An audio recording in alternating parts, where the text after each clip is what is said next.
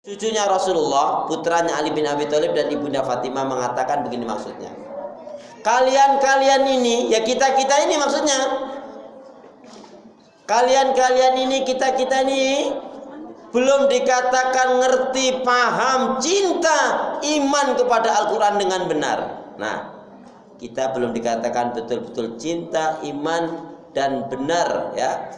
Belum dikatakan betul-betul ngerti, paham, cinta dan iman kepada Al-Quran, kecuali ketika kita membaca ayat tentang azab, tentang siksa, tentang neraka, tentang laknat, ada rasa takut, ngeri dan khawatir. Itu nggak mungkin kita mengerti kalau kita nggak ngerti artinya. Makanya pun membacanya juga harus benar. Contohnya, salah melafadznya saja bisa keliru. Contohnya, mana yang benar nih? Dzalikal kitabu la raiba fi hudal lil muttaqin.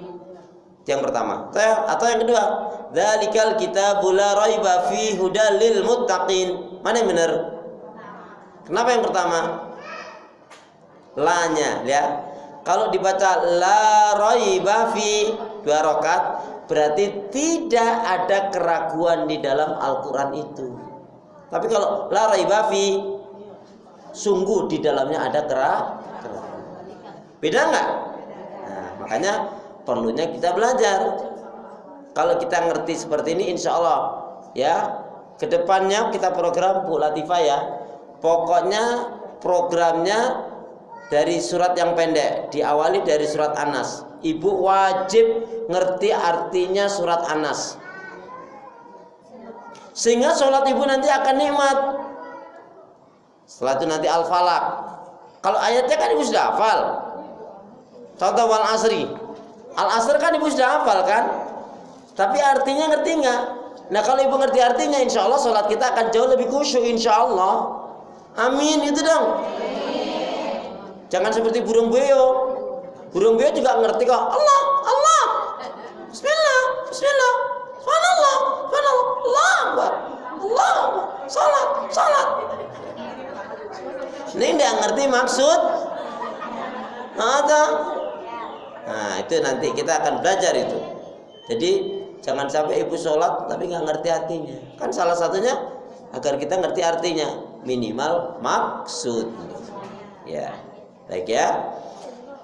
Jadi kita ini belum dikatakan ngerti, paham, cinta dan iman kepada Al-Quran dengan benar, kecuali ketika kita membaca ayat, menemukan ayat atau membaca ayat tentang azab, neraka, siksa, laknat, kemurkaan Allah, ancaman, ada rasa takut, ngeri dan khawatir. Kemudian berdoa, ya Allah, selamatkanlah aku, jauhkanlah aku ya Allah dari keburukan-keburukan itu.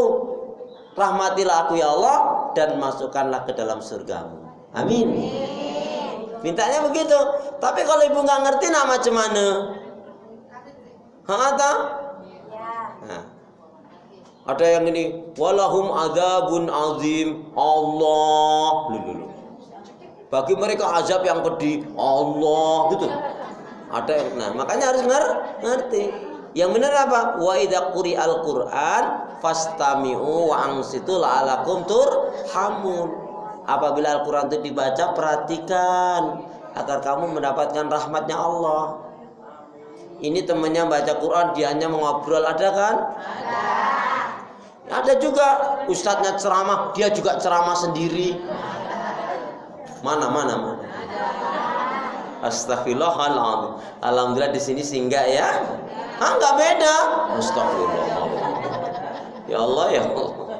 Jangan begitu, ya. Terus kalau baca ayat tentang surga, misalkan menemukan ayat tentang surga, tentang rahmat, tentang cinta Allah, kasih sayang Allah, ya, karunia dari Allah, Pak. Kemudian berdoa, ya Allah, berikanlah rahmat kebaikan yang kau sebutkan dalam ayat Qur'anmu ini, dalam ayatmu ini, berikanlah kepada Allah dan ya ampuni dosaku. Minta dia ampuni dosanya, ampuni dosaku dan masukkan ke dalam surgamu. Intinya diminta dirahmati dan dimasukkan ke dalam surganya. Lah kalau nggak ngerti kira-kira macam mana? Itu gunanya kita memahami Al-Quran. Jadi kalau ibu membacanya sudah bisa hafal, ditambahkan sekarang pemahamannya, pengertiannya, dan sampai pada pengamalannya. Yang keempat, sholat tepat waktu. Ibu-ibu sholat tepat waktunya pada tanggal berapa? Ibu-ibu nggak sholat tepat waktunya pada tanggal berapa? Nggak sholat tepat waktunya deh. Kenapa? Karena ada yang ngakunya muslimah dengar azan kaget, ada. Allahu Akbar, Allahu Akbar. Ya Allah, udah azan. Ada kayak gitu? Udah tahu 5-10 menit lagi azan, malah nyuci-nyuci, goreng-goreng, ngopas mepes, murat marut. Gimana sholatnya nggak akan keteteran? Ada kan? Udah tahu 5-10 menit lagi azan, malah nyuci-nyuci, goreng-goreng, ngopas mepes, murat marut. Udah tahu 5-10 menit lagi malah geletak-geletak,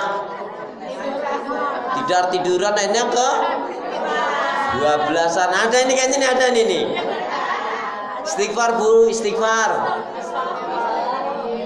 Lihat surat Maryam. Surat Maryam surat 19 ayat 59. Ini peringatan nasihat bagi kita, terutama naudzubillah min dzalik, bagi yang suka mengabaikan salat.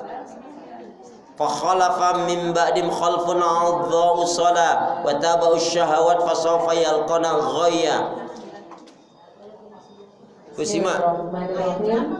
Surat 19:59. Quran surat Maryam ayat 59 yang artinya, kemudian datanglah setelah mereka pengganti yang mengabaikan sholat dan mengikuti keinginannya, maka mereka kelak akan tersesat.